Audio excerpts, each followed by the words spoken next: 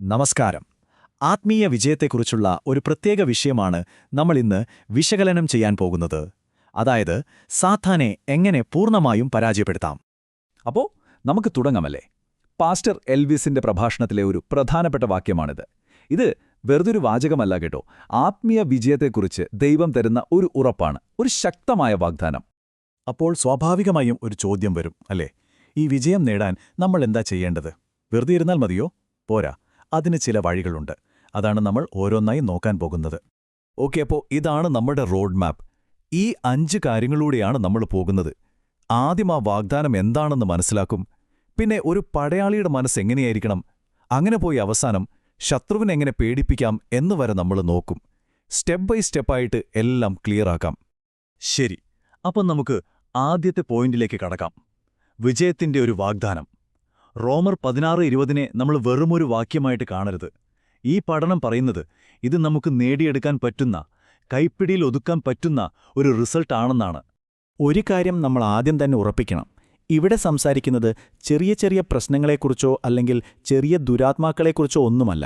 അല്ല, ഇതിന്റെ ഫോക്കസ് നേരെ തലപ്പത്തേക്കാണ്. അതായത്, എല്ലാ പ്രശ്നങ്ങളുടെയും ഉറവിടമായ സാത്താനെ തന്നെ എങ്ങനെ പരാജയപ്പെടുത്താമെന്നതിലാണ്. ഓക്കെ, അടുത്ത പോയിന്റ്. ഒരു പടയാളിയുടെ ഹൃദയം. ഈ വാഗ്ദാനം വെറുതെ കിട്ടില്ല. അതിന് നമ്മുടെ ഭാഗത്തുനിന്ന് ഒരു തയ്യാറെടുപ്പ് വേണം. ഒരു യോദ്ധാവിന്റെ അതേ മൈൻഡ് സെറ്റ് നമുക്ക് വേണം. എന്താണ് ആ മൈൻഡ് സെറ്റ്? നമുക്ക് നോക്കാം. അതിലേറ്റവും പ്രധാനപ്പെട്ട ഒന്നാമത്തെ കാര്യം ഇതാണ്: അനുസരണം. ഒരു സംശയവുമില്ലാത്ത അനുസരണം. ഒരു നല്ല പട്ടാളക്കാരൻ തന്റെ കമാൻഡർ എന്തു പറഞ്ഞാലും അത് അതേപടി ചെയ്യില്ലേ? ചോദ്യങ്ങളൊന്നുമില്ലാതെ. അതുപോലെ ഈ ആത്മീയ യുദ്ധത്തിൽ നമുക്ക് സമ്പൂർണമായ അനുസരണം വേണം. ഇനി രണ്ടാമത്തെ വ്യവസ്ഥ. ഇതൊരൽപ്പം ഇൻട്രസ്റ്റിംഗ് ആണ്. ഇവിടെ 2 കാര്യങ്ങളുണ്ട്. ഒന്ന്, നന്മയുടെ കാര്യത്തിൽ നമ്മൾ ഭയങ്കര സ്മാർട്ടായിരിക്കണം. നമ്മളുടെ ബുദ്ധിയൊക്കെ ഉപയോഗിച്ച് മറ്റുള്ളവർക്ക് നല്ലത് ചെയ്യണം. പക്ഷേ തിന്മയുടെ കാര്യത്തിൽ നമ്മളൊരു കൊച്ചുകുഞ്ഞിനെ പോലെ ആയിരിക്കണം.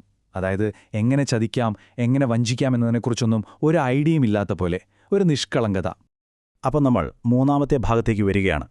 ഈ പോരാട്ടത്തിനുള്ള ശക്തി അതെവിടെ നിന്നാണ് കിട്ടുന്നത്? ദേഷ്യത്തിൽ നിന്നാണോ? കോപത്തിൽ നിന്നാണോ? അല്ല, സമാധാനത്തിൽ നിന്നാണ്. അതാണ് ഇവിടുത്തെ കീ പോയിന്റ്. എന്താണ് ആ ശക്തിയുടെ യഥാർത്ഥ ഉറവിടം? ആ വാക്യത്തിൽ പറയുന്നുണ്ടല്ലോ, സമാധാനത്തിന്റെ ദൈവമെന്ന്. അത് വെറുതെയല്ല. ഒരു യുദ്ധം ജയിക്കാൻ വേണ്ടത് അലറി വിളിക്കുന്ന ദേഷ്യമല്ല, മറിച്ച് ശാന്തമായ, ഫോക്കസ്ഡായ ഒരു മനസ്സാണ്. ദാവീദ് ഗോലിയാത്തിനെ നേരിടാൻ പോയപ്പോൾ ദേഷ്യപ്പെട്ടല്ല പോയത്, ശാന്തമായിട്ടാണ്. അല്ലെങ്കിൽ ഒരു കരാട്ടെ മാസ്റ്റർ ഫൈറ്റിനു മുമ്പ് മെഡിറ്റേറ്റ് ചെയ്യുന്നത് പോലെ. ആ ഒരു ആന്തരിക നിയന്ത്രണം, അതാണ് യഥാർത്ഥ ശക്തി. പിന്നെ വളരെ പ്രധാനപ്പെട്ടൊരു കാര്യം, ഈ ശക്തി, ഈ കഴിവ്, ഇതൊന്നും നമ്മൾ സ്വയം ഉണ്ടാക്കിയെടുക്കുന്നതല്ല. ഇത് നമ്മുടെ കഴിവുകൊണ്ടോ ബുദ്ധി കൊണ്ടോ കിട്ടുന്ന ഒന്നല്ല. ഇത് നമുക്ക് നൽകപ്പെടുന്ന ഒന്നാണ്. ദൈവം തരുന്ന ഒരു അധികാരമാണ്.